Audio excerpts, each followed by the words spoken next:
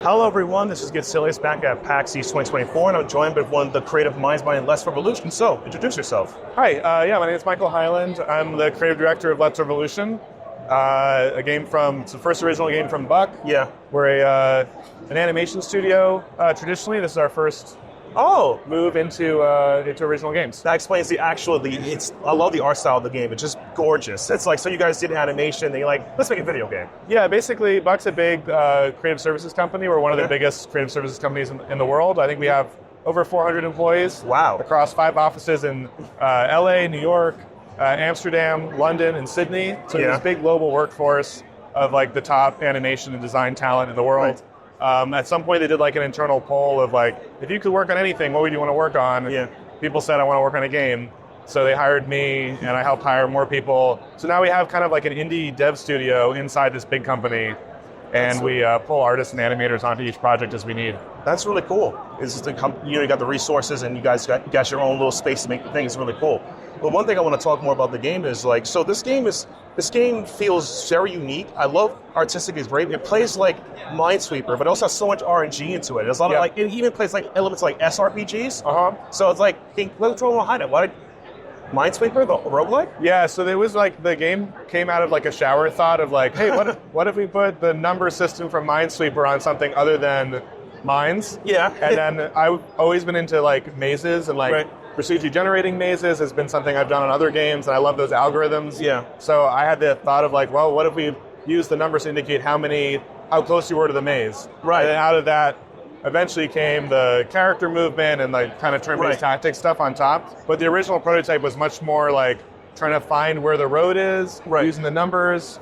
But it evolved from there. Our gameplay programmer, Ian Sundstrom, did a ton of all the tactical kind of like RPG stuff, which really made the game like what it is. It pops out because it's like when I was playing the game, I realized you learned the main character Trooper, at least that when you play, you can do the roundhouse uppercut that hits everything, or you can use the gun. I call it the gun, and just hit and like wait, I could actually just hit tiles from a distance, bro. This is Yeah, so the game has 6 classes. Yeah. The Trooper is the first one. Yeah. They all play very differently. Like the next class you unlock is more of a rogue stealth build. Yeah. So that class, you actually are rewarded for keeping the board hidden. Wow. And you have smoke bombs and blow darts and like abilities that allow you to hide tiles. So if you reveal an enemy, you can then hide that enemy.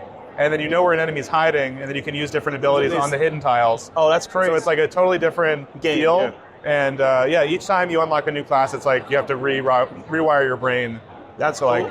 That strategy. That's really fun because it's like a lot of roguelikes is like you want to make as much diverse play styles as you can, as well as another aspect, make them as balanced as you can. Yeah. Because like when you play some roguelikes, some characters are like clearly superior. The other classes, good luck. This like some classes are easier. I think the amount of strategy required varies, but each class has its own difficulty progression. Right, exactly. And like the Trooper, the first class, actually like at full difficulty, I think is harder than some of the later classes. Wow. Because there's more enemies, there's tougher enemies, so you really have to be super strategic about when you flip tiles and where you move, and it becomes very like every move matters. Every move matters. Kind of gameplay. That reminds me of like, if you ever play Rogue Core or Minesweeper-inspired? Oh yeah. The Ironclad is very easy to begin, but once you hit Ascension, like 12, 10 upwards, this character becomes a totally different beast. Yeah. It's a similar, I wouldn't say this is not as big a game as Minesweeper-inspired. I don't want to like lead anyone astray, but we wanted to have that variety. And I think actually like our classes, I would say, play more differently. Having played a bunch of Minesweeper-inspired, I think they're more diverse. Like they require an even greater level of like rewiring your brain. That's really cool. So the final question I need to ask is, 2 parts for the question. 1, is this game playable on Steam Deck? Yeah, so Steam Deck verified. We got it, guys. Steam Deck verified. It's great on Steam Deck. Right. And secondly, where can I get this game at? So it's currently available on Steam, and it's available for Mac and PC. Steam Deck verified. It's coming out on consoles. All the consoles: Switch, Xbox One, Xbox Series S, Series X, PlayStation 4, PlayStation 5. It's coming out on all of them April 11th. You can pre-order now on Xbox and Switch or wishlist. Yeah, wishlist. Yeah, fantastic. Yeah, so in 2029, you'll have a Super Famicom edition. Yeah, that'd be great. That'd be great. Anyway, thanks for coming out. Yeah, thanks, man. And we'll see you guys in the next one. Okay.